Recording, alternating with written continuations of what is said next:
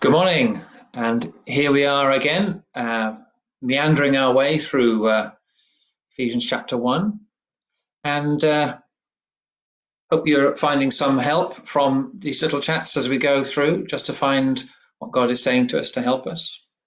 So yesterday we thought about the fact that God adopted us into his family as his own children, and the sentence streams along as it does, but it continues, and it says, this is to the praise of his glorious grace, which he has freely given us in the one he loves. That's chapter 1, verse 6.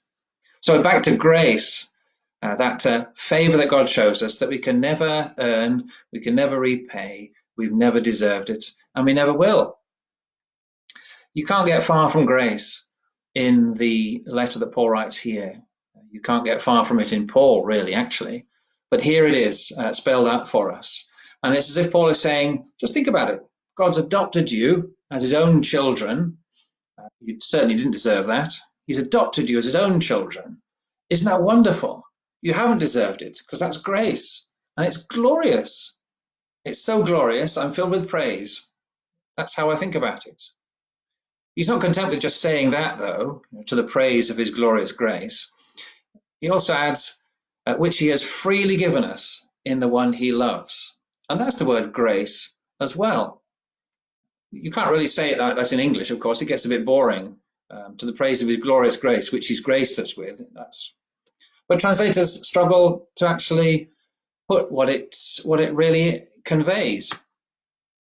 The only other use of this particular verb you'll find in Luke chapter 1, where the angel Gabriel goes and gives Mary the fright of her life and telling her that she's going to give birth to the Saviour.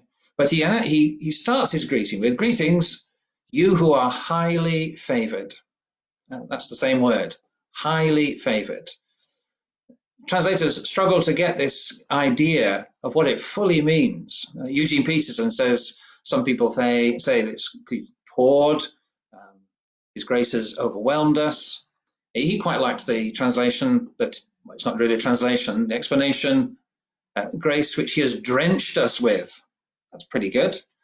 It all conveys the idea of how great God's grace to us is in Jesus and how we should be utterly astounded by it. That he has shown us grace in the one he loves, his own beloved Son, and died for us. And now we receive all the blessings that he has given to us. It says in John chapter 1, verse 16, in another verse that's quite complicated to translate, it says, out of his fullness, we've all received grace upon grace. That's Paul's life theme, really, I think. As I said, you can't get away from it in Ephesians, and you can't get away from it in what he writes. Here he's filled with praise to God.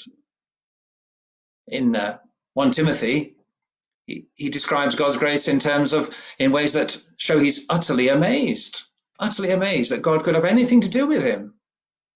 Yet he has. That's God's grace that we celebrate, that Paul lived by. You can see it shaped his whole life. So how much is God's grace going to shape your life?